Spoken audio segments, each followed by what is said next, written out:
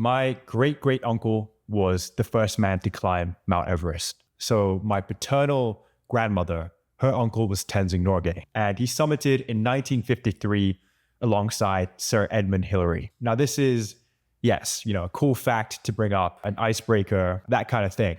But beyond that, the story of my uncle has taught me a lot of things. I wanted to share some of those lessons with you today. Hopefully, some of these lessons resonate with you. Just as some backstory, because some of you guys might be wondering, I'm ethnically Tibetan. And Tibetans are people that come from the Himalaya in Asia, but nowadays they're scattered throughout the world. New York, San Francisco, London, the big cities of the first world. And my family comes from a mountaineering tradition. My grandfather has climbed Everest a couple times.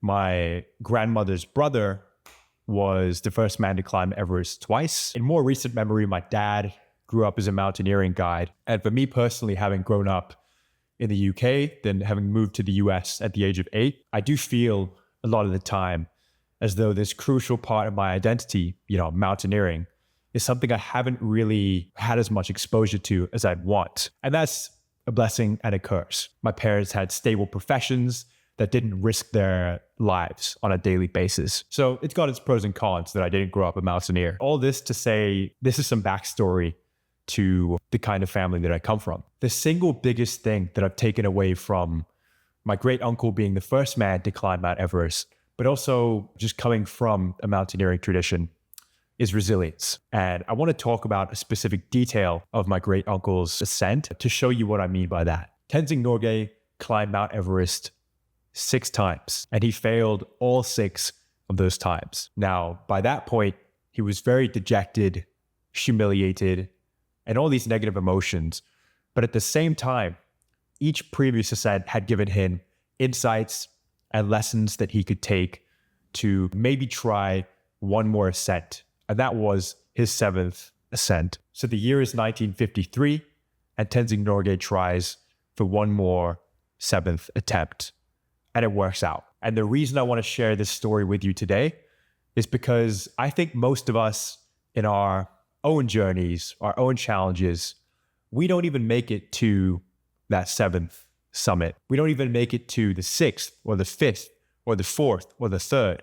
In fact, I think most people with extremely difficult things, whether it's starting a business, even something as simple as trying to lose weight, most of us give up after that first attempt. But what my uncle's 7 attempts shows me is that you need to keep going, even when the fruits of your labor aren't yet visible or aren't yet clear, and you feel as though you have no possibility of succeeding. It's helped me understand that failure is merely a part of the journey to success. And knowing these things, knowing that you can make it on your 3rd, 4th, 5th try, it gives you strength to continue in any endeavor. So this lesson of resilience, even when you have no evidence of your hard work, it's really resonated with me to the extent that I even got a tattoo of the word 7th. But this is just a personal reminder to myself that for all the things that I try, a lot of them are going to be difficult and I'm going to fail at a lot of these things.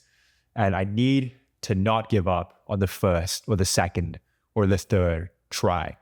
I need to have faith that if my systems are correct, if I'm learning from the best person at the specific craft or skill, then it's going to work out. Obviously, it's going to be foolish to persist and to have blind confidence when you're not doing the right things and your systems are not very good.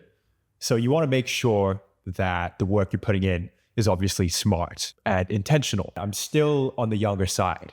I'm only 23. I know that life is going to throw a lot of difficult, trying times at me. Having this memory of 7 attempts, this will give me the strength to keep persisting when things get tough. And all this reminds me of a story that I once read in the book, Think and Grow Rich.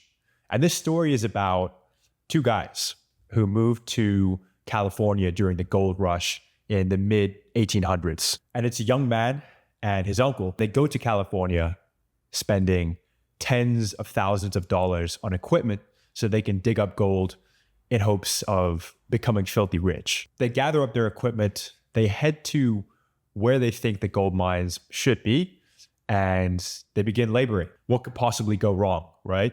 But as soon as they begin, the sun is beating down on them very ferociously. The work is very intense. I mean, you're digging away for hours and hours, and it becomes very apparent very quickly that this is going to be a challenge. So the young man looks to his uncle, and his uncle tells him, don't worry, it's only the first day. We need to be persistent. They labor away for a few more days, and ultimately the end of the first week rolls around, and no luck. They haven't found any gold yet. They agree that it's only the first week.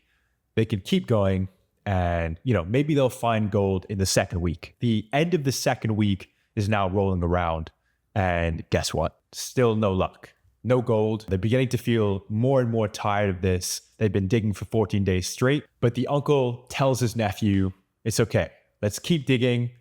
I'm sure something is going to work out for us very soon. They work away for a few more weeks in the intense Californian sun, and finally, the fifth week rolls around. And by this point, they're very tired, very ready to give up. This is the straw that breaks the camel's back. So the young man looks at his uncle for a final time, and he says, Uncle, what should we do? We've been working, but nothing's been turning in our favor. And by this point, his uncle has nothing left to say. So they pack up their stuff, they give up, and they head to a pawn shop. And once they reach the pawn shop, they find an engineer who's just casually browsing through all the different sections of the shop. And they begin to sell their equipment to the engineer. They then agree upon a price. The engineer buys the equipment, and instantly his mind begins to whir. He begins to think of, the different areas that he should go to.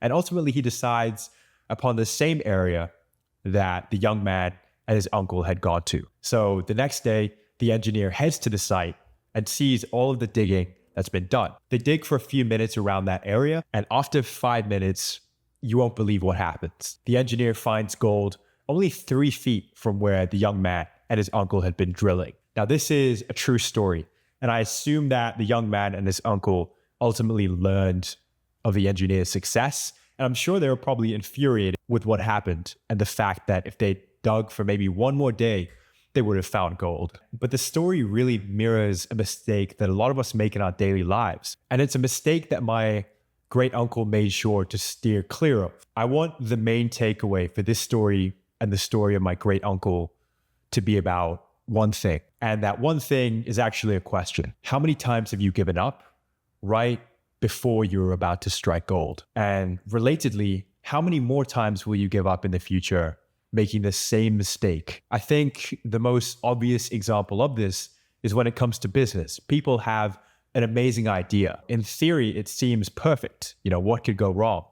And then they try the idea, they run into some hiccups, and they just give up. They leave it at the doorstep, and they move on to the next idea.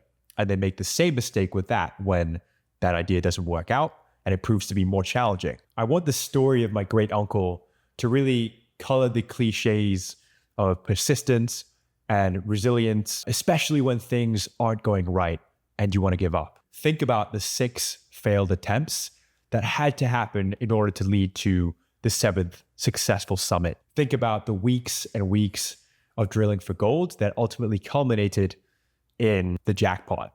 Maybe it wasn't the young man and his uncles, but it was the jackpot for somebody else. So don't let that happen to you. If you enjoy this storytelling style content, in which I hope to share a lot of the lessons that I've learned throughout life with all of you, then let me know. Comment below that you enjoyed it, subscribe, like it, share it, and everything in between. But thank you guys, and I'll see you in the next video.